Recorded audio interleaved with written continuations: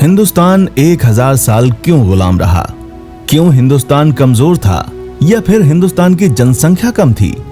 हिंदुस्तान 1000 साल गुलाम रहा। हमने इस गुलामी से कुछ भी नहीं सीखा। हमने केवल ये सीखा कि हिंदुस्तान गुलाम क्यों रहा।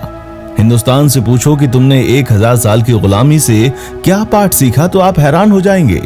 जो पाठ सीखना था वो हिंदुस्तान ने कभी सीखा ही नहीं, क्योंकि वो जो बातें कर रहा है वे बताती हैं कि वो उन्हीं बातों को फिर से दोहरा रहा है जिनकी वजह से वो 1000 साल गुलाम रहा। हिंदुस्तान कमजोर था या फिर हिंदुस्तान की संख्या कम थी? क्या हिंदुस्तान में जो दुश्मन आए थे वे बहुत बड़ी तादाद में थे? हिंदुस्तान की जमीन पर आकर दुश्मनों ने हराया।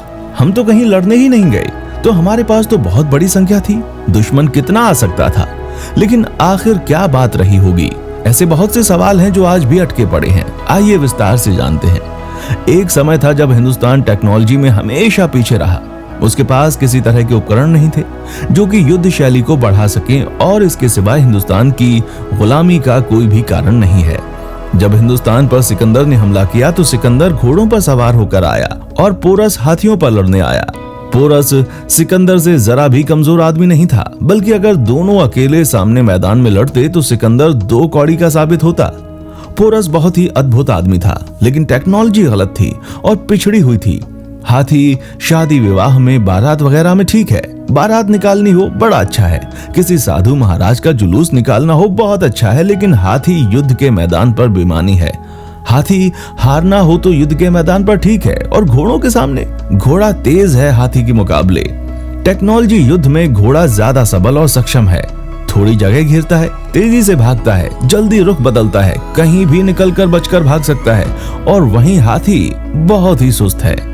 अब जरा बात को समझिए। हाथी पर लड़ा पोरस, उसकी ताकत भी ज्यादा थी, लेकिन घोड़ों पर लड़ा सिकंदर, उसकी उतनी ताकत ना थी, लेकिन सिकंदर जीत गया और पोरस हार गया। यहाँ जीत ताकत की नहीं टेक्नोलॉजी की हुई।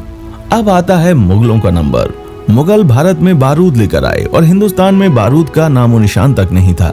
हिंदुस्तान अपना वही तीर और तलवार लिए खड़ा रहा। बारूद के सामने तीर और तलवार नहीं जीत सकते, और आखिर में मुगलों की जीत हुई।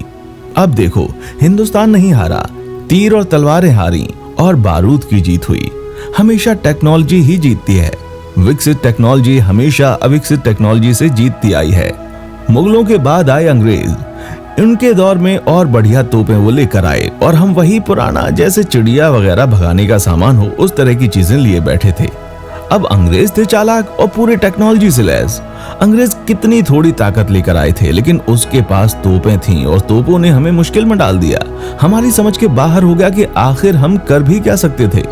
हिंदुस्तान 1000 साल गुलाम रहा क्योंकि हिंदुस्तान वैज्ञानिक रूप से कम विकसित रहा, और कोई कारण नहीं है। हिंदुस्तान अब भी वैज्ञानिक रूप से कम विकसित है और कम विकसित ही रहेगा, क्योंकि हिंदुस्तान को समझने वाले लोग हिंदुस्तान को एंटी टेक्नोलॉजिकल बनाने की कोशिश में लगे हुए हैं और एंटी साइंटिफिक बनाने की कोशिश में लगे हैं। वे कहते हैं कि विज्ञान की क्या जरूरत है और तकनीक की जरूरत ही क्या है, हम तो चरखा चला लेंगे और हमारा काम हो जाएगा। तुम काटो चरखा, लेकिन दुनिया को इसकी फिक्र नहीं है कि आप चरखा काटते रहें, इसलिए आपको बड़ा आदर दिया जाएगा, आपको स्वतंत्र रखा जाएगा। ये सब अब नहीं होने वाला। इस मुल्क का मस्तिष्क जो है वो इस तरह ढाला गया है कि 5-6 हजार सालों में जब भी हमें कुछ विकसित बात कही जाए तो हमारी समझ के बाहर होती है, और वहीं अगर अविकसित बात कही जाए तो हमारी समझ में एकदम से आ जाती है। ये सवाल आधुनिक और पुरातन का है। नया जीतेगा, पुराना हारेगा, और जो पुराने को पकड़ेगा उसके साथ वो भी हारेगा, वो बच नहीं सकता। इस जगत में निरंतर नए की ही जीत हुई है, और नए की जीत स्वाभाविक है, क्योंकि नए का अनुभव पुराने से ज्यादा है, नए का प्रयोग ज्यादा है, नए की प्रक्रिया और भी अनुभवों से गुजर चुकी है। नया जीतता है, पुराना हारता है। दोस्तों, आपकी इसके बारे में क्या राय है, हमें नीचे कमेंट करके जरूर बताएं। तो दोस्तों, आज के लिए बस इतना ही। वीडियो पसंद आए तो इसे लाइक जरूर करें और अपने इस हिस्ट्री चैनल को सब्सक्राइब कर लें, जिससे कि अगली बार जब मैं ऐसी वीडियोस लेकर आऊं तो उसका नोटिफिकेशन आपके पास सबसे पहले पहुंचे। देखने के लिए शुक्रिया।